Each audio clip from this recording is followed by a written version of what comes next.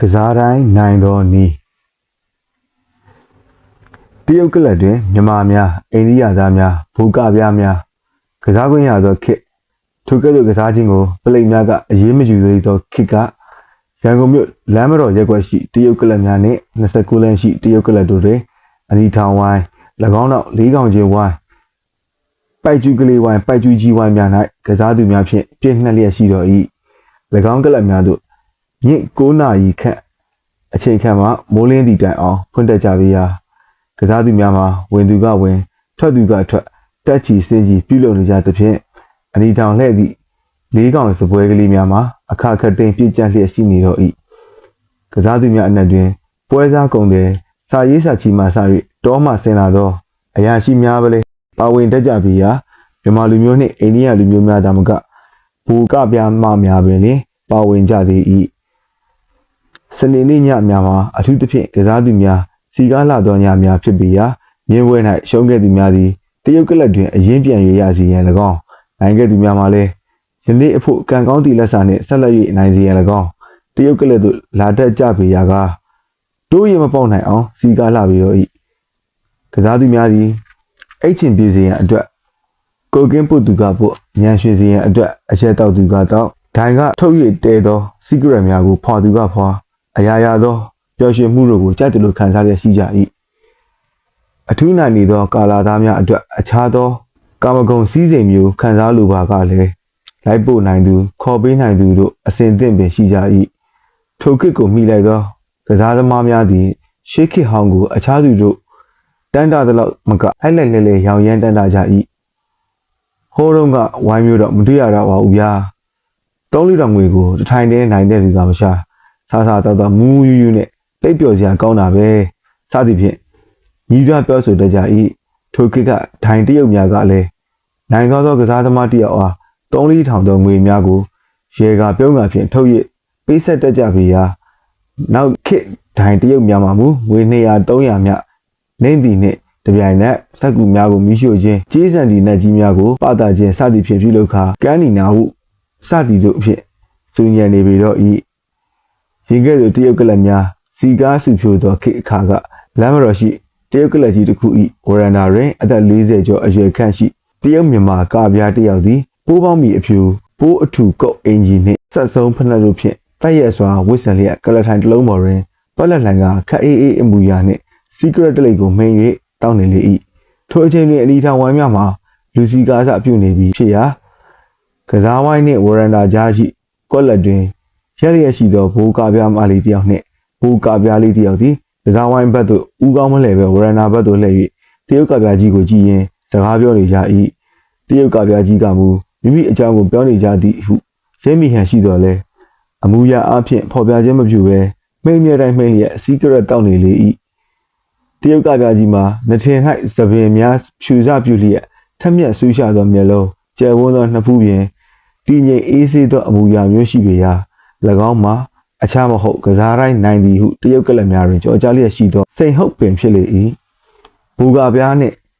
ကပြားမကလေးသည်၎င်းကိုကြည့်ရင်စကားပြောလျက်ရှိကြရာ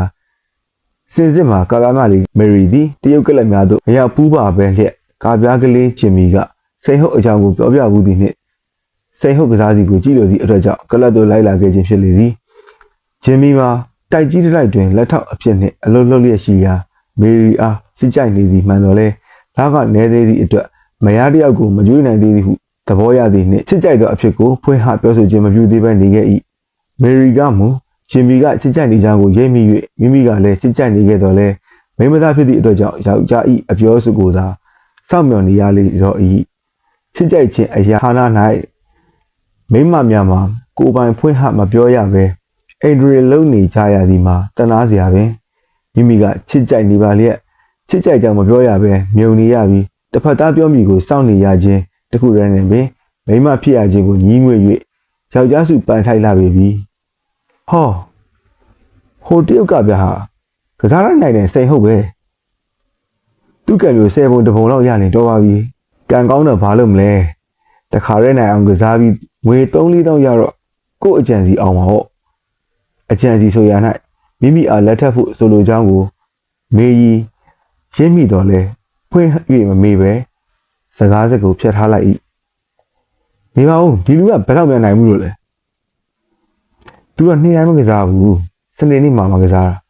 သူပြန်ပြီဆိုရင်4-5တောင်ထပ်မနေပိုက်ပြန်သွားတာကြီးပဲ3နှစ်အတွင်းမှာနိုင်ငွေ3-4သိန်းထပ်မနေဘူးလို့လူတိုင်းကပြောနေတယ်အန်အိုးစရာလူတယောက်ပါလားတို့ဂျင်မီမာများဒီလိုကန်ကောင်းရင်တော်ရော့နော်မေးမှာတစ်လ4-5တောင်စီတော့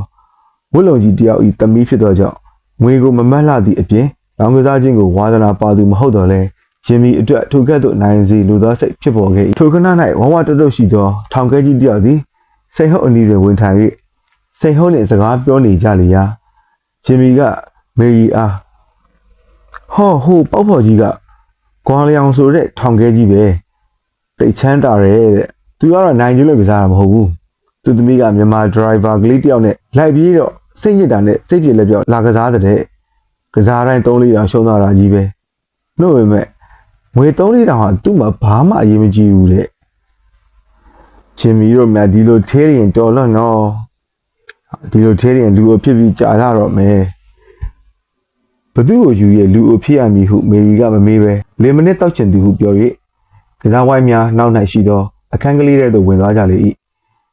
၎င်းတို့နှစ်ယောက်ပြန်ထွက်လာကြသောအခါအလီထာဝိုင်းမှာလူစီကားလျက်ရှိသည့်အပြင်ကပြားစိန်ဟုံးနှင့်ထောင်ကဲကွန်လျောင်တို့မှလည်းအလီထာဝိုင်းတွင်ထိုင်လျက်ကစားနေကြလေပြီ၏ထိုစဉ်အခါကြေးကြီးကစားသူများသည်ငွေကိုထုတ်ရမကစားဘဲကောင်တာခေါ်ဇယ်များနှင့်ကစားကြရာအယောအစားစည်းရင်ကိုဒိုင်လုတ်သူကမှတ်လျက်ရှိ၏အလီထာဝိုင်းများတွင်ပါယားခေါ်တရုတ်ဖဲချက်စက်ကူကလေးများထားတတ်ပြီးရာပါယားများမှာကြောဘက်တွင်ဗလာထား၍တစ်ဖက်ထဲ၌သာတရုတ်စာများရိုက်နှိပ်ထားကြ၏ကြေးကြီးကစားသူတယောက်အတွက်ဒိုင်လုတ်သူကပါယားတစ်ချက်စီအမှတ်အသားထား၏အကယ်၍စိန်ဟုတ်အတွက်သတ်မှတ်ထားသောပါယားကိုကြောဘက်တွင်မှောက်ငွေ100ဘူးကောင်တာအမှတ်အသားများတင်ထားသည့်အခါစိန်ဟုတ်ကဒိုင်တို့ငွေ100ပြီးရန်အကျွေးတင်နေသည်ဟုအတိတ်ပဲရှိ၏အကယ်၍ပါယားကိုတရုတ်စာဘက်တွင်လှန်လျက်ငွေ100ဘူးကောင်တာများတင်ထားပါမူကားဒိုင်ကစိန်ဟုတ်တို့ပြီးရန်ငွေ100ရှိနေပြီဟုအတိတ်ပဲရှိ၏ဂျင်မီသည်စိန်ဟုတ်အတွက်သတ်မှတ်ထားသောပါယားကိုလှမ်းကြည့်လိုက်သောအခါတရုတ်စာဘက်တွင်လှန်လျက်ကောင်တာ900ကိုတင်ထားသည်ကိုတွေ့ရသောကြောင့်စိန်ဟုတ်မှာငွေ900နိုင်နေပြီဖြစ်ကြောင်းသိရှိရလေ၏စိန်ဟုတ်နှင့်မျက်နှာချင်းဆိုင်ထိုင်၍ကစားနေသောထောင်ကဲဟောဝါကြီးမှာမူပါယားကိုအဖြူဘက်တွင်လှန်၍ကောင်တာ300ကျပ်ဖို့တင်ထားသောကြောင့်ထောင်ကဲကြီးမှာငွေ300ကျပ်ရှုံးနေကြောင်းသိနိုင်လေ၏အဒီတောင်အုပ်ကိုမြန်မာတယောက်ဖက်လျက်ကစားသမားများတဲတဲမဲမဲကစားနေကြသည်ကိုဂျင်မီနှင့်မေရီတို့ရက်ကြည့်နေကြရာဘရောမှမရှုံးဘူးသည့်စိန်ဟုတ်သည်တခါထိုးလျင်100ကျပ်အထက်မနှဲစီပဲရန်ရောဩပါခွလျက်ထိုးနေသည်ကိုတွေ့ရလေ၏ဂွန်လျောင်မှာ9ခါထိုးတိုင်းတစ်ခါလောက်သာအယောခံရလေရာစိတ်ဟုတ်မှမူကား9ခါထိုးတိုင်းတစ်ခါလောက်သာအစားခံရ၍4ခါလောက်အယောခံရလေ၏တခါတရံတွင်စိတ်ဟုတ်မှတစ်လက်တွင်အစားခံရ၍တစ်လက်တွင်အယောခံရသည်ဖြင့်သူတပင်ငါတပင်ဖြစ်နေတော်လဲ40ကျပ်မြအစားခံရလျင်100ကျပ်မြအယောခံရသည်ကိုတွေ့ရ၏ရင်းတို့ဖြစ်ရာကစိန်ဟုတ်ဤပါရမှာကြည်နေရင်းတွင်ပင်900ကျပ်နိုင်ရာမှ1000ကျပ်နိုင်သောအမှတ်အသားမျိုးသို့ရောက်သွားလေ၏ထိုအချင်းရာကိုတွေ့မြင်ရပြီးနောက်မေရီသည်ဂျင်မီအားကလထိုင်လွတ်များရှိရာသို့ခေါ်သွား၍စိန်ဟုတ်အကြောင်းကိုထပ်မံမေးမြန်းနေလေ၏ထိုအခါဂျင်မီကစိန်ဟုတ်မှာတာမန်ကစားသမားတစ်ယောက်မဟုတ် MA အောင်ပြီး၍ကောလိပ်ကျောင်း၌ lateral call ဆရာအလုပ်တွင်လုပ်ရင်းစိတ်တက်ပညာကိုလေ့လာစည်းဝေးခဲ့သူတစ်ယောက်ဖြစ်ကြောင်း hypnotism ခေါ်စိတ်ဖြင့်ညှို့ခြင်းဆိုင်ရာစောင်းပါးများကိုအင်္ဂလိပ်သတင်းစာများ၌ရေးသားခဲ့ဘူးကြောင်းထိုအခါက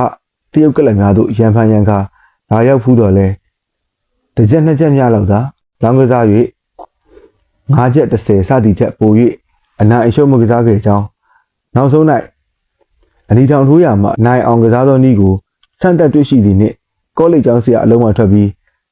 လောင်းကစားခြင်းတက်ဖြင့်အသက်မွေးမြူခဲ့ကြောင်းတရုတ်ကလပ်များမှလူကြီးများသည်၎င်း၏ကစားနည်းကိုသိလိုကြသည်ဖြစ်၍စောင့်ကြည့်ခြင်းစုံတော်များငှား၍ကြည့်စေခြင်းလူစိုးများငှား၍၎င်း၏စက်ကူမှတ်တမ်းများကိုခိုးယူကြည့်ရှုခြင်းစသည့်အမျိုးမျိုးစ조사ခဲ့ကြပါတော့လဲ၎င်း၏လျှို့ဝှက်သောနည်းကိုမရိပ်မိနိုင်ပဲရှိခဲ့ကြကြောင်းများနှင့်ပြောပြလေ၏တိတ်အံ့ဩစရာကောင်းတဲ့လူကြီးပဲနို့ပေမဲ့ဒီတရကစားပြီးရင်တော်လောက်ပြီးတဲ့တောမှာလဲတွေဝယ်ထားပြီးပြီမို့အေးအေးကလေးတောစင်းပြီးထိုင်စားနေတော့မယ်လို့ကျုပ်ကသူပြောဘူးလေဟောကြည့်တယ် စိန်ဟုတ်ကြီးတော်သွားပြီထိုခဏ၌စိန်ဟုတ်သည်ဒိုင်ကစည်ရင်ရှင်းပေးအပ်သောငွေဆက်ကူများကိုအင်ကြီးအိတ်ထဲသို့တိတ်လျက်ကစားပွဲထဲမှထနေသည်ကိုမြင်ကြရလေ၏ငွေဆက်ကူများမှာတရားတဲ့အချက်ပေါင်း20ထက်မနည်းဟု၍ဂျင်မီတတိပြုမိ၏စိတ်အားထက်သန်သောအမူအရာနှင့်အလုတ်ကထွက်ပြီးသူကစားတာဘယ်လောက်ကြာပြီလဲ3-4နှစ်လောက်တော့ရှိပြီဒီတော့တွင်မှနိုင်ငွေ3-4သိန်းထက်မနည်းဘူးဆိုရဲ့ထိုအခါမေရီသည်အကြံတစ်ခုရလာသည့်အနေဖြင့်တွေးတောလျက်ရှိရာဂျင်မီကမေးမြန်းတော်လဲပြောမပြကြီးဒါထက်စိန်ဟုတ်မှာချီးမွမ်းလောက်တဲ့အချက်တစ်ခုတော့ရှိတယ်ဘာလဲအဲ့ဒါဆိုစမ်းမအောင်ကစားလို့ရှုံးတဲ့လူများကိုသူကအင်မတန်တနာတတ်တယ်တခါတော့ရှိသမျှငွေ3000ကိုအကုန်ရှုံးပြပြီးကိုတက်တည်တော့မလောက်မျက်နှာမျိုးနဲ့ကလပ်မှာဆင်းသွားတဲ့မြန်မာတယောက်ရဲ့နောက်ကိုလိုက်ပြီးဟိုလူရှုံးခဲ့သမျှငွေ3000ကိုအကုန်လုံးပြန်ပေးပြီးနောက်ကိုဘရောမှမကစားပါဘူးလို့တစ္ဆာပြုခိုင်းတယ်တခါတော့လည်းတယောက်မှတယောက်ကသူ့သားအတွက်စိုင်းတီထောင်ပေးခြင်းလေတော့ရှိသမျှငွေကလေး300ကျန်နဲ့လာပြီးကစားလိုက်တာအကုန်လုံးပြောင်းပါလေရောအကျိုးကြောင့်ကိုတယောက်ယောက်ကပြောပြတော့စိန်ဟုတ်ကတရုတ်မကြီးနောက်ကိုလိုက်ပြီးရှုံးတဲ့ငွေ300ကျပ်အပြင်စိုက်တယ်လောက်အောင်ငွေ300ကျပ်ဖြည့်ပေးပြီးနောက်ကိုမကစားဘူးခရီးထားစီတဲ့တော်ပါပြီဂျင်မီအန်အောလောက်တဲ့ကစားနည်းရထားပြီးအန်အောလောက်အောင်လုပ်တဲ့လူတယောက်ပါပြီကလအတွင်းပန်၌ကစိန်ဟုတ်သည်တီဟောင်ကျွမ်းဟောင်များအားအရက်ကြရင်အရက်လေမိနစ်တောက်လို့သူများအားလေမိနစ်စသည်ဖြင့်အခန့်ရရှိရာ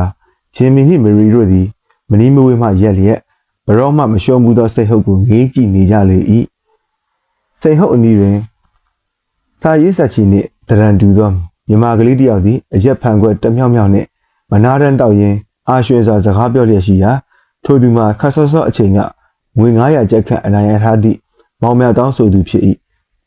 ထိုသူမှာနိုင်ထားသည့်အချိန်ကြောင့်အလွန်အာရှင်၍အရက်အချိန်ကြောင့်ခက်ပြောလျက်ရှိ၏နိုင်အောင်ကစားတာမခက်ပါဘူးဗျ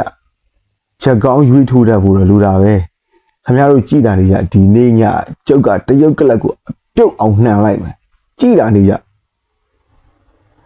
ကလပ်ပြုတ်အောင်ဆိုပြီးသဘောထားရင်တဲပြီးရှုံးတတ်တယ်နော်တတိထားကစားဗျ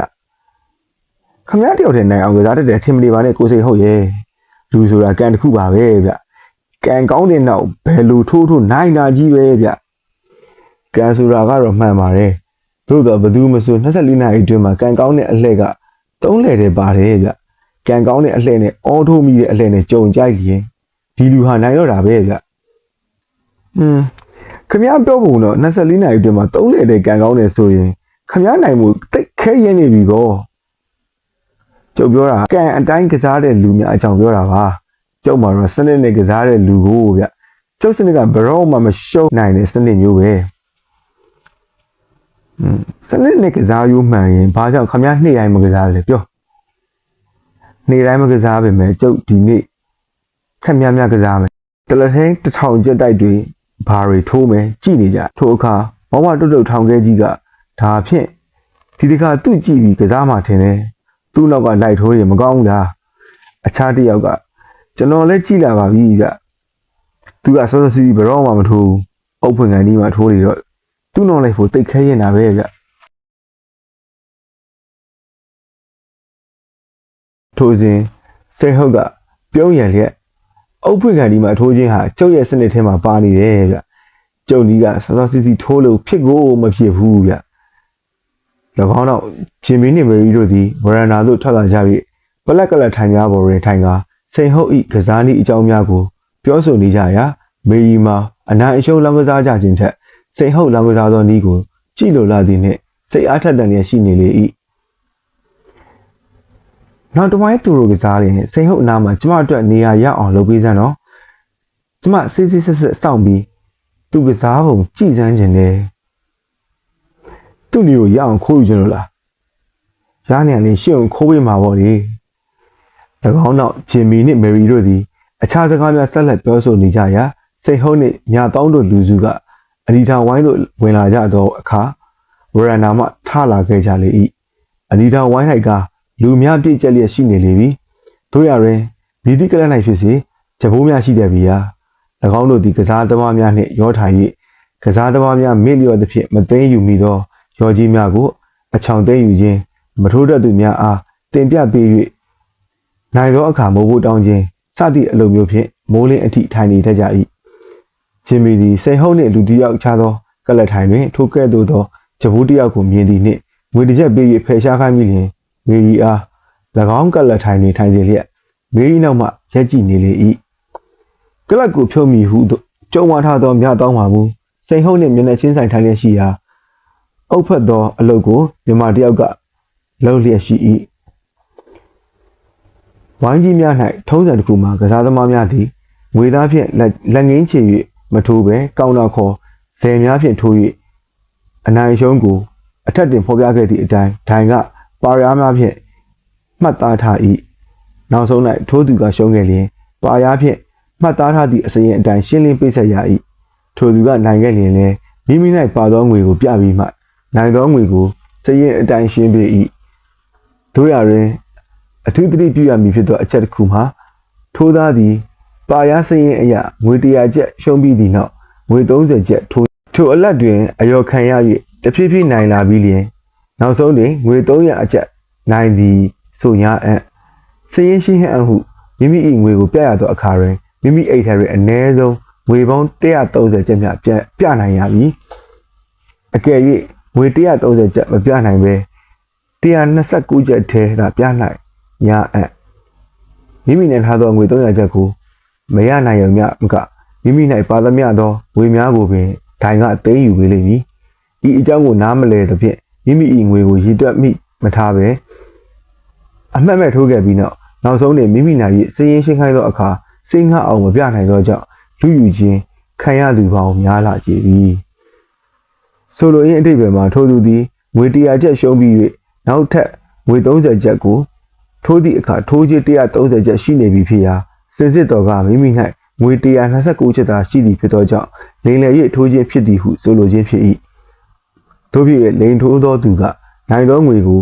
ရှင်းမပေးသည့်အပြင်ပါသမျှကိုပင်လူ၍ယူကြသေး၏အခြားသူများတွင်ဝိုင်းကထိုင်ကြတဲ့ကငွေပြတတ်ကြတော့လဲစိတ်ဟုတ်ကဲ့သို့သောလူများမှာမူပြရန်မလို့ဟုသဘောထားကြသဖြင့်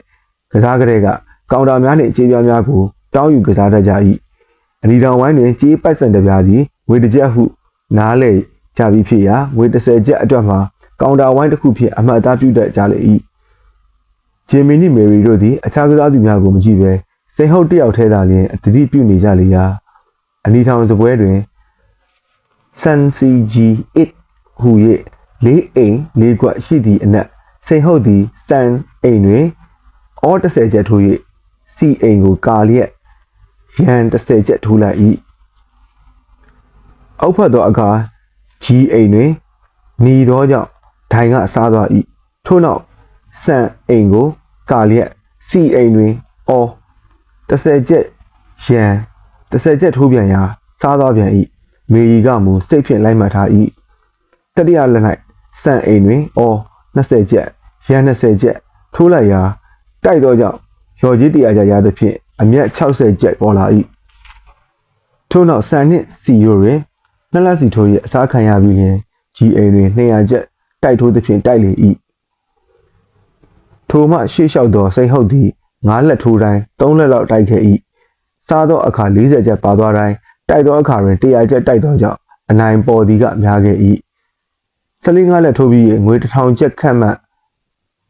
နိုင်ပြီးလက်သောစိန်ဟုတ်သည်ကြေးကိုမြှည့်၍1000ကျပ်တိုက်ထိုးသော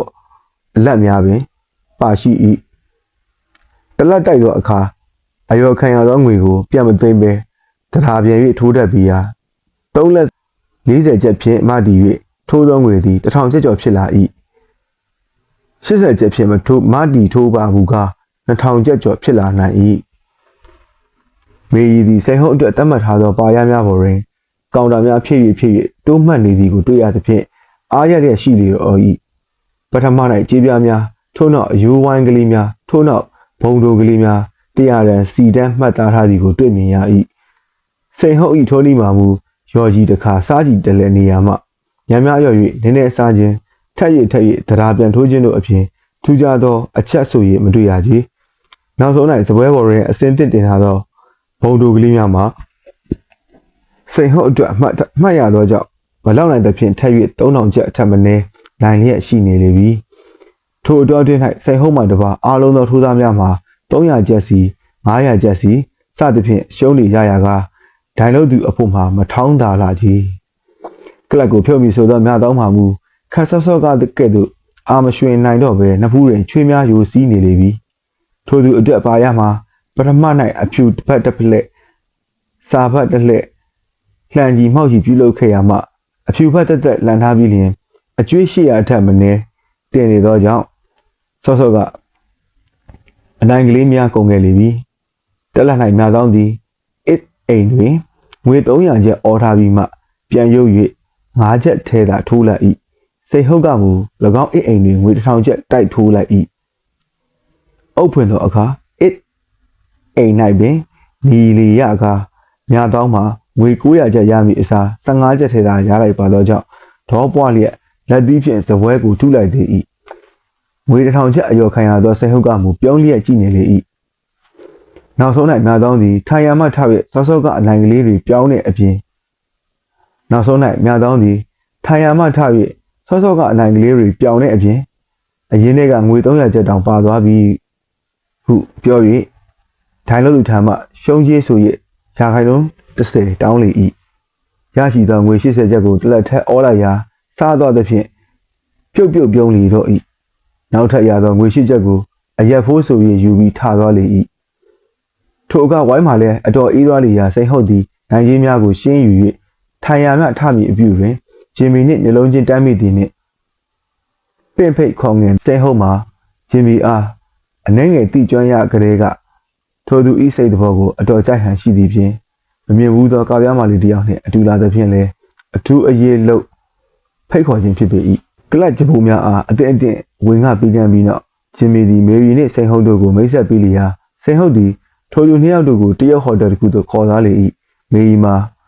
ထိုသူကျွေးမွေးခြင်းကိုစားတော့ရမည်ထက်ထိုသူဤစနစ်အကြောင်းကိုထောက်လှမ်းစုံစမ်းခွင့်ရမည်အတွက်ဝမ်းမြောက်ဝမ်းသာဖြစ်လျက်လိုက်ပါလာရလေ၏29လမ်းရှိတရုတ်ဟိုတယ်ကြီးတစ်ခုတွင်စားစရာများမှာထားပြီးနောက်မေရီကရှင်ကစားပုံစနစ်ကိုကြည့်လို့ရနဲ့ကျမတမင်လိုက်လာကြတာပဲစိန်ဟုတ်ကရီမောလျက်အော်ဆရာဂျင်မီကကျုပ်အကြောင်းပြောထားပြီးပြီဟာကိုနှုတ်ကြည့်တော့ဘယ်နဲ့လဲရင့်မိပြီလားမေရီကမရင့်မိပါရှင်ထိုခါစိန်ဟုတ်မှာကျုပ်ကိုစောင့်ကြည့်ရလူတွေများလာပြီတော့ဗျာရင့်မိတဲ့လူရဲ့လို့တယောက်မှမကြားဘူးသေးဘူးတကယ်ဆိုတော့ကျုပ်နီးကရိုးရိုးကလေးပါပဲဗျာသူတို့မရင့်မိနိုင်တာအံ့ဩတယ်မေရီမှာ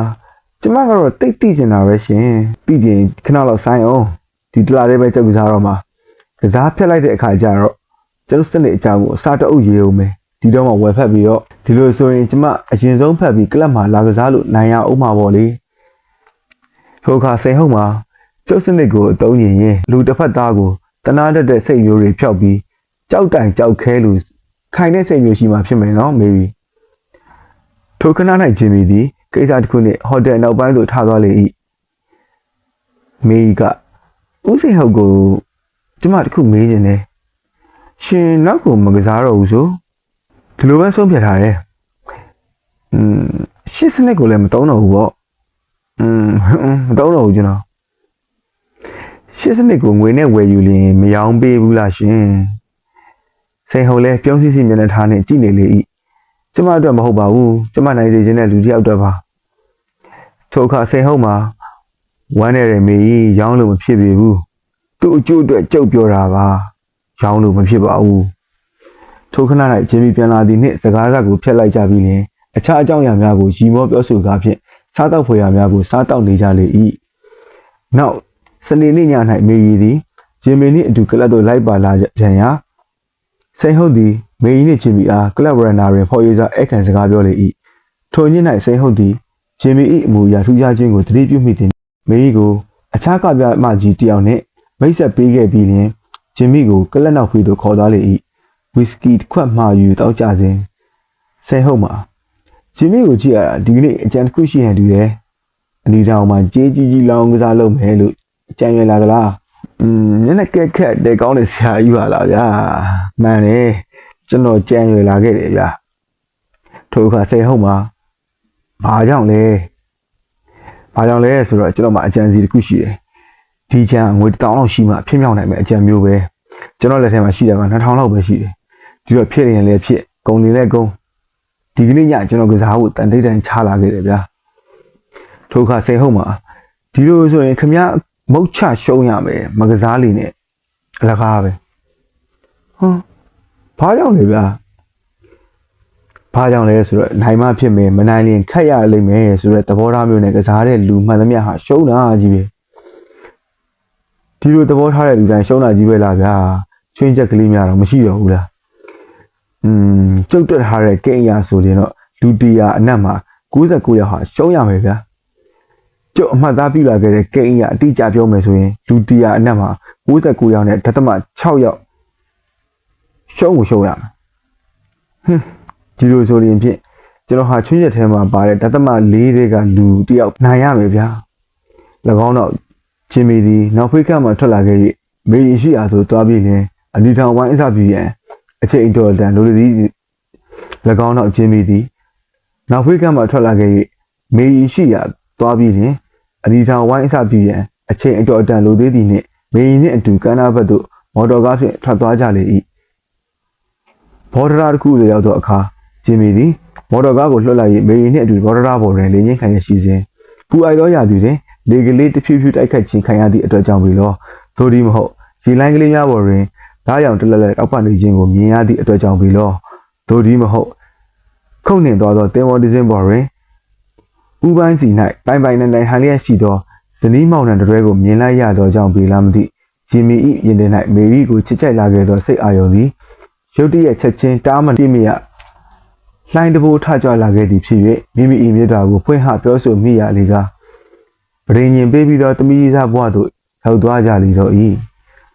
ထိုအတော်တွင်၌စိန်ဟုတ်သည်ဝရန်ဒါတွင်ထိုင်လျက်ဂျင်မီနှင့်မေရီတို့အကြောင်းကိုတွေးတောစိတ်ကူးနေမိရာမူလကတည်းကဂျင်မီကိုခင်မီပြီးဖြစ်ရသည့်အတွင်ချစ်ခင်ပွဲကောင်းသောအမူအရာရှိသည့်မေရီကိုထပ်မံတီကျွမ်းရပြန်သောကြောင့်ထိုသူနှစ်ယောက်တို့အတွက်တစုံတစ်ခုကိုပြုလုပ်ပေးမည်ဟုအကြံဖြစ်နေမိလေ၏တို့ဖြစ်၍ဂျင်မီနှင့်မေရီတို့တက်လာသောအခါတွင်စိန်ဟုတ်သည်မေရီနှင့်တိုင်ပင်ရန်ရှိကြောင်းကိုမျက်ရည်ပြယုံမျှနေပင်မေရီကရိပ်မိလီကဂျင်မီကိုကိစ္စတစ်ခုနှင့်ဆေးလွတ်လိုက်၍ဝရန်ဒါတွင်နှစ်ယောက်သားစကားပြောနေကြလေ၏စိန်ဟုတ်ကလူငယ်တဲ့စနေနေ့ကမေရီပြောခဲ့ဘူးတဲ့စကားကိုကျုပ်စဉ်းစားနေတာကစားနည်းစနစ်ကြောင်းဟာလားဟုတ်တယ်ဒါဖြင့်ရှင်းရရောက်မှာလားထိုအခါစိန်ဟုတ်မှာမရောက်မှာဘူးမေကြီးကိုအလကားပေးခဲ့ခြင်းနဲ့ကျုပ်မှငွေကြေးအတော်တန်စုဆောင်းမိပြီးဖြစ်လို့မို့မကစားတော့ဘူးလို့တန်ထိတ်တန်ချထားတယ်အလွန်ဆုံးဒီလကုန်လောက်ထိကစားတော့မှာသို့တော့ဒီနီးကိုကျုပ်ပေးလို့ရှိရင်ဒီလမကုန်မချင်းဘယ်သူမှမပြောပါဘူးလို့အာမခံရလိမ့်မယ်ထိုအခါမေကြီးမှာအာမခံပါမယ်ရှင်သို့တော်လည်းမရဘူးလေမပြောဘူးဆိုတာတကယ်ကိုမပြောရဘူးနောက်ဆုံးမှဂျင်မီကိုတော့မပြောရဘူးဗျာဘဲနဲ့လေခတိထားနိုင်ပါမလားခတိထားပါပြီရှင်ဘယ်သူမှမပြောပါဘူးထိုအခါစိန်ဟုတ်မှာကဲဒါဖြင့်လား၎င်းတော့စိန်ဟုတ်နဲ့မေကြီးတို့သည်ကလပ်ပေါ်မှဆင်းသွားကြလေရာလှေကားပေါ်တွင်ဂျင်မီနှင့်တွေ့သဖြင့်မေကြီးကမျက်ရည်ပြလိုက်ရာတွင်ဂျင်မီမှာစနစ်အကြောင်းပြောပြခြင်းလိုဖြစ်မည်ဟုတွေးတောမိသည်နှင့်ကျင်းတဲ့စာနေရစ်လေ၏တရုတ်ဟိုတယ်သို့ရောက်သောအခါစိန်ဟုတ်သည်မေကြီးအာမိမိ၏စနစ်အကြောင်းကိုပြောပြလေရာပထမ၌မေကြီးမှာမယုံကြည်နိုင်တဲ့ကဲ့သို့ဖြစ်နေမိ၏ထို့နောက်စိန်ဟုတ်ကတရုတ်ကလပ်များတွင်နှစ်ပေါင်းများစွာစိတ်ရှိလက်ရှိစောင့်ကြည့်၍တေချာစွာစမ်းတက်အလုပ်လုပ်ခဲ့ပြီးမှတွေးခဲ့ရခြင်းဖြစ်သောမိမိ၏စနစ်ကိုအကျိုးအကြောင်းနှင့်တကွကြာနာချစ်ချစ်မြင့်မြင့်စစ်ပေါက်ပြပြသဖြင့်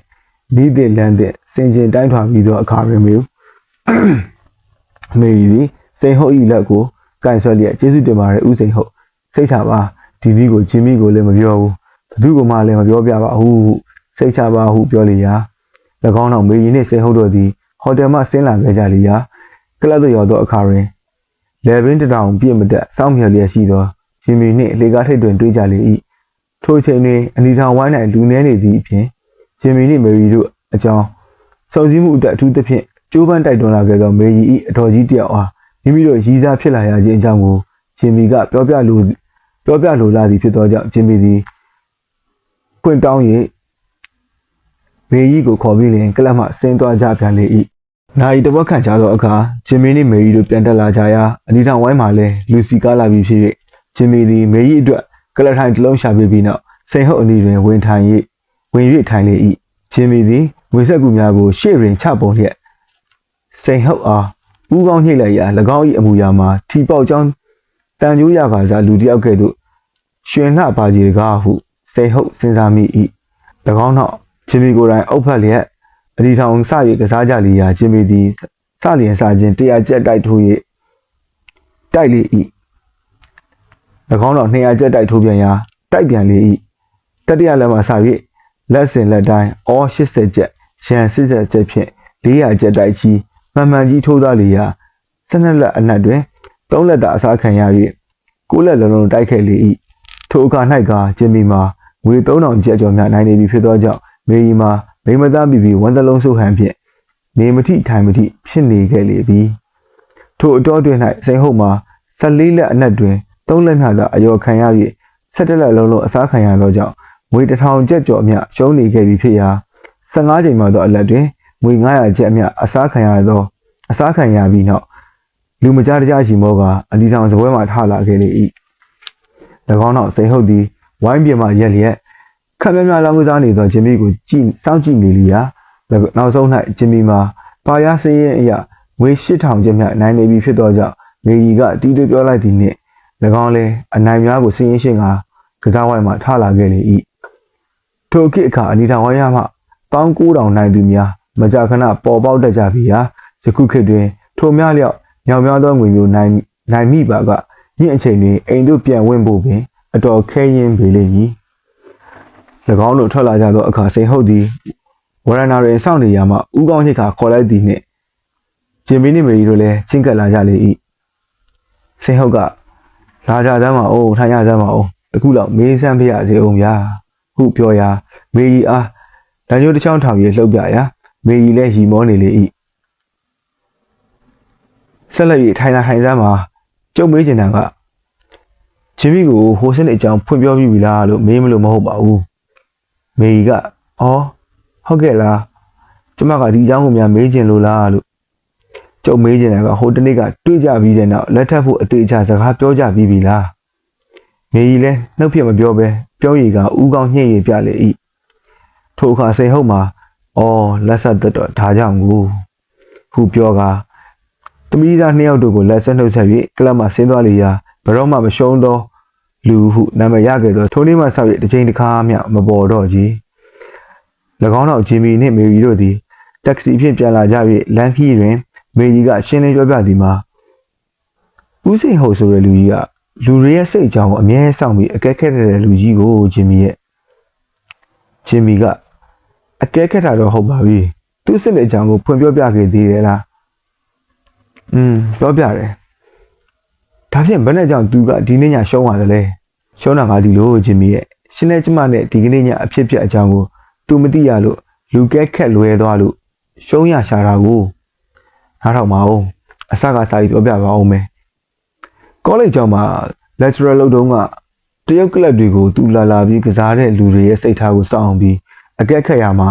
ဘလို့စိတ်ထားမျိုးနဲ့ကစားရင်ရှုံးတတ်တယ်ဆိုတဲ့အကြောင်းကိုသူတွေ့ရတယ်တဲ့ဥပမာဆိတ်ရှုပ်စရာအကြောင်းတစ်စုံတစ်ခုရှိလျက်နဲ့လာပြီးကစားသည်ဖြစ်စေရှုံးရင်ဒုက္ခရောက်မယ်ဆိုတဲ့ငွေဘူးမျိုးနဲ့လာပြီးကစားသည်ဖြစ်စေမနိုင်ဘူးလျင်ဖြစ်ဘူးနိုင်မှဖြစ်မယ်ဆိုတဲ့စိတ်ထားမျိုးနဲ့လာပြီးကစားသည်ဖြစ်စေအဲ့လိုလူမျိုးဟာရှုံးသွားတာကြီးတွေ့ရတယ်တဲ့အခုပြောတာတွေကရှုံးအောင်ကစားတဲ့နည်းတွေပါလားမေနိုင်အောင်ကစားတဲ့နည်းမပါသေးဘူးပဲနားထောင်ပါဦးဒီအကြောင်းကိုသိတော့ဦးစိန်ဟုတ်ကဘယ်လိုလုပ်တယ်လဲဆိုတော့ဒီကနေ့လာကစားကြတဲ့လူတွေအနက်မှာဘယ်လူဟာအထက်ပါရှုံးစိတ်မျိုးထားနေတယ်လဲဆိုတာကိုသိရအောင်ရှေးဥစွာစုံစမ်းတဲ့သဘောမျိုးထားပြီးလူအမျိုးလာကစားကြပေမဲ့လူတွေအားလုံးအနက်မှာရှုံးစိတ်မျိုးထားတဲ့လူတယောက်တလေတော့ပါရာကြီးပဲတဲ့ဒီလိုစိတ်ထားမျိုးထားပြီးကစားတဲ့ကစားသမားတယောက်လောက်တွေ့ရသည်နှင့်တပြိုင်နက်ဦးစိန်ဟုတ်ကဘာလို့တလဲဆိုတော့ဘယ်အိမ်မှာဘယ်နှလက်နီလို့ဘယ်အိမ်ကိုခုံကူးတတ်တာဟာလို့မှတ်မနေတော့ပဲဟိုလူထိုးပုံကိုသာဂရုစိုက်ပြီးစောင့်ကြည့်နေတော့တာပဲတဲ့ဟိုလူကစံအိမ်နဲ့စီအိမ်မှာကျိုးထိုးလျင်သူကဂျီအိမ်နဲ့အစ်အိမ်မှာကျိုးထိုးတော့တာပဲတဲ့ဟိုလူက GC ကိုခွထိုးလျင်သူက စံနဲ့အိတ်ကိုခွာထိုးတာပဲတဲ့